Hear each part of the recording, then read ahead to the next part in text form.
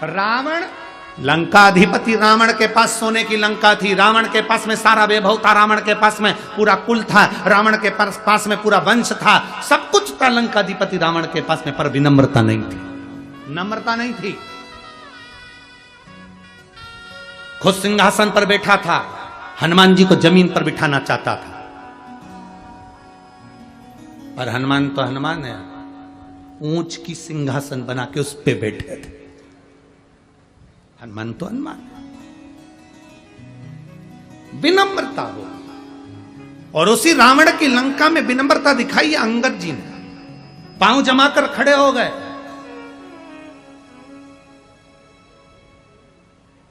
पांव जमाकर खड़े थे अंगद। एक व्यक्ति ने इस पे भी प्रश्न किया, इस पर भी लोगों ने प्रश्न करा कि हनुमान जी सीता जी का पता लगाने गए तो अंगद क्यों नहीं गया? जब अंगद इतना बड़ा विद्वान था कि पांव जमा कर खड़ा हो गया, तो अंगद में इतनी विद्वत्ता थी तो क्यों नहीं गया? हनुमान जी को तो याद ही नहीं था कि मुझ में इतना बल है, तो अंगद को तो याद था कि मुझ में बल है, फिर अंगद को जाना था। आखिर अंगद पहुंचा क्यों नहीं?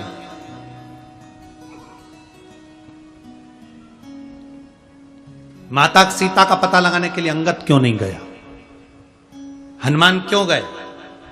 अरे भैया, तुमने अगर रामायण पढ़ी होगी तो तुम्हें मालूम होगा, अंगद और रावण का पुत्र अक्षय कुमार, ये दोनों एक ही गुरु के यहां पढ़ते थे। अंगद इतना प्रबल था कि अक्षय कुमार के मुंह पे जब तक 25 थापड़ नहीं मार देता तब तक रोटी नहीं खाता था।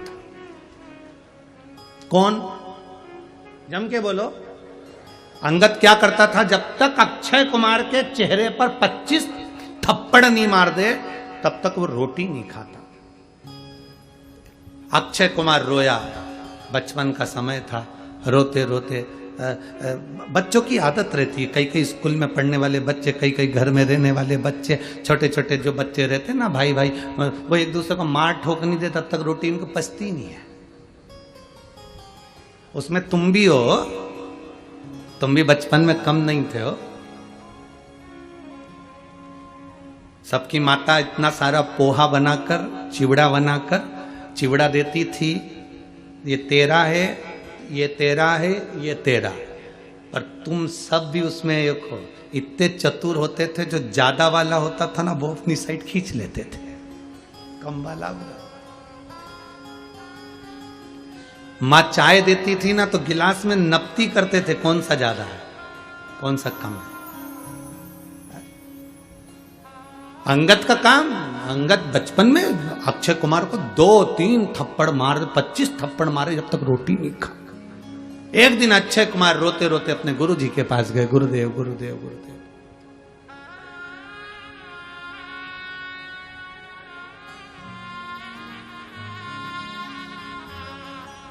गुरुदेव,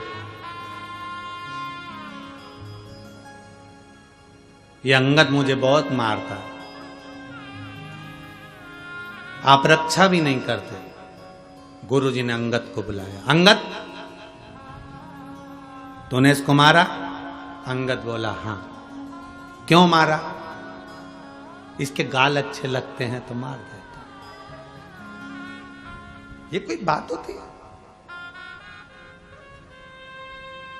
कई लोगों की आदत रहती है, गाल अच्छे दिखते हैं तो खोल देना है। ये कोई बात है?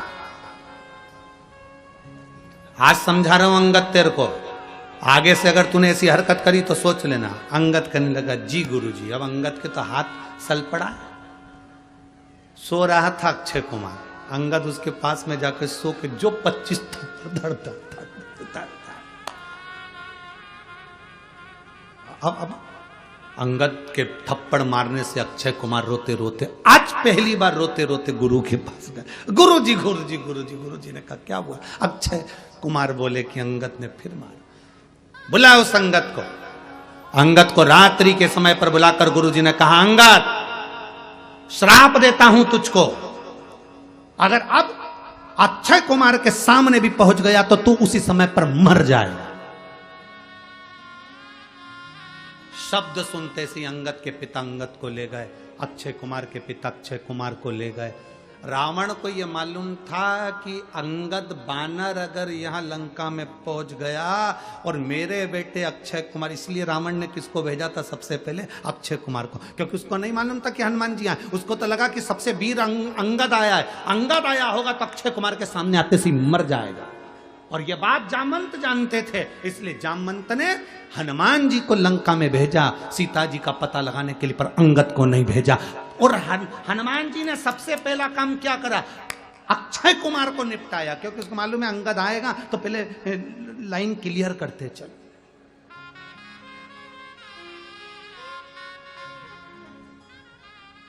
सबसे पहले हनुमान जी ने वहां पहुंचते सी, रावण को मालूम था कि बंदर आया। इनको लगा कि बंदर में केवल एक अंगद ही आया होगा, बड़ा वीर है अंगद, अंगद आया होगा, अंगद आया होगा तो अक्षय कुमार को भेजा जाए, अक्षय कुमार के सामने मर जाएगा, निगाह पड़ेगी और मरेगा, क्योंकि श्राप है। गया अक्षय कुमार, जैसे ही देखा तो वो अंगद तो नहीं था, हनुमान जी ने पचीट पचीट के धो दिया। जो धोया वॉशिंग मशीन में जैसे कपड़े को धोते ऐसे।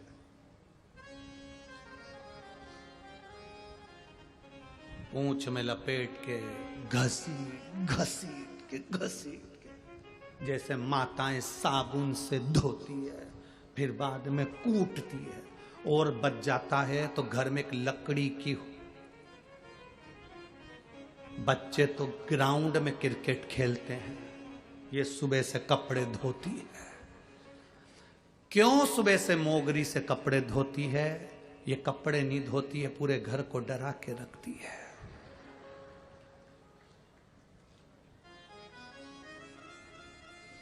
किसी ने हमसे पूछा एक बार कथा में, हम कहीं की कथा की बात नहीं कर रहे, हम धूलिया की बात कर रहे हैं। धूलिया में एक प्रश्न किया किसी ने, गुरुजी पति और पत्नी में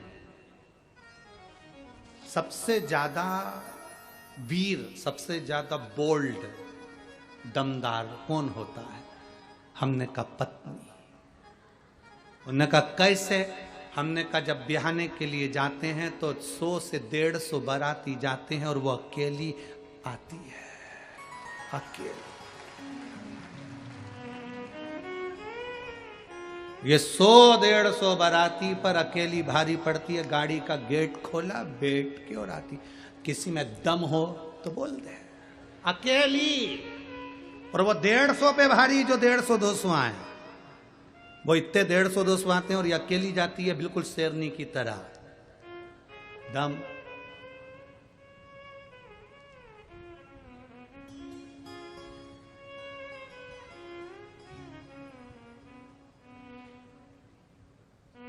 कितना दमदार है। अब